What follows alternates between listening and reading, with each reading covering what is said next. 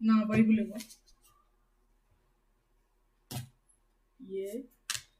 ఇది కాదు, హోలీ బైబిల్ అని రాసింది.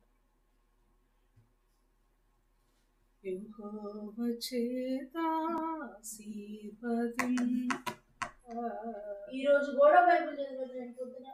Very good. రోజు చదవమ్మా. రోజు అన్నయ్య కూడా చెప్పమ్మా.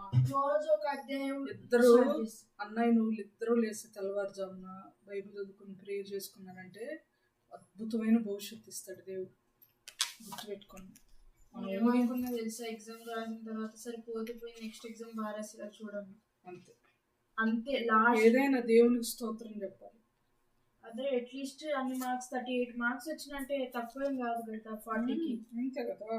అంత ఇచ్చినందుకు కూడా థ్యాంక్స్ అని చెప్పాను. అంతే. నాకు ఒక డౌట్ వచ్చింది, మాకు మీనింగ్ అర్థం కాలేదు. అడగనా? లాస్ట్ ప్రకటన గ్రంథం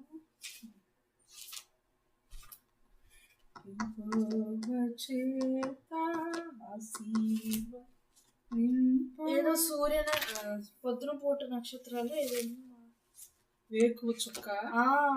వేకువ చుక్క అనేది సాతానుకున్నటువంటి బిరుదు. అంటే బిరుదు అంటే అదే బిరుదు అంటే మరొకరి పేరు, నానార్థం. కాదు మా, వేకువ చుక్క అని పేరు ఎందుకు వచ్చింది? వేకువ చుక్క, తేజో నక్షత్రము అంటే ఒకప్పుడు వెలుగుదోత అని కూడా అతని పేరు. ఒకప్పుడు మంచివాడే, కానీ దేవుని కంటే కొంచెమే కదా నేను తక్కువ, దేవుని అంతటోనే కదా నేను కూడా అని గర్వించాడు సాతాను. అందుకని ఒక చుక్క రాలిపోయినట్టు రాలిపోయేలాగా చేశాడు దేవుడు. ఇందులో మాక్సిమం ఒకటే ఉండేది, మా చెవుగలవాడు వినను గాక.